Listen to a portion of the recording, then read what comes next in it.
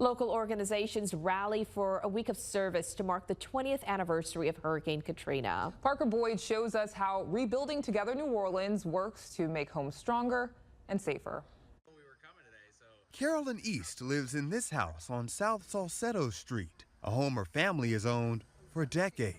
51 years. I grew up right here. We moved here. I was 9 years old. East says her parents are in their 80s and that it's been hard for them to keep the house in shape. That's why Rebuilding Together New Orleans is lending a hand, giving their home a paint job and a fortified roof. Service commemorating the 20th anniversary of Hurricane Katrina.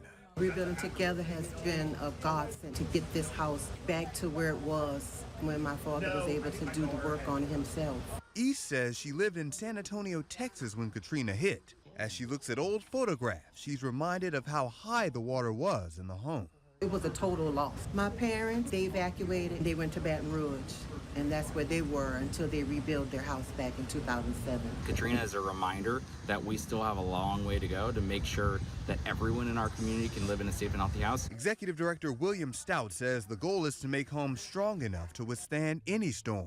Rebuilding Together New Orleans is partnering with different organizations to repair 5 different homes during this week of service. Volunteers are how a lot of our homeowners and a lot of our families were able to rebuild, but there's still companies like Entergy, there's still companies like Louisiana Blue that are coming out, giving their time.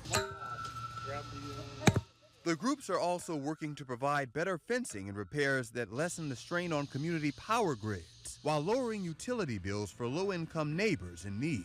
Roderick Teamer Sr. works for Louisiana Blue. Teamer remembers having to relocate and rebuild after Katrina. He says that's what motivated him to take part in this initiative. Not to take our family for granted, not to take the culture for granted, and not assume that things are always going to be the same, that you really got to work to make sure that you preserve the things that are important to you. Carolyn East hopes this week of service continues to help the city grow. In New Orleans, Parker Boyd, Fox 8, Local First.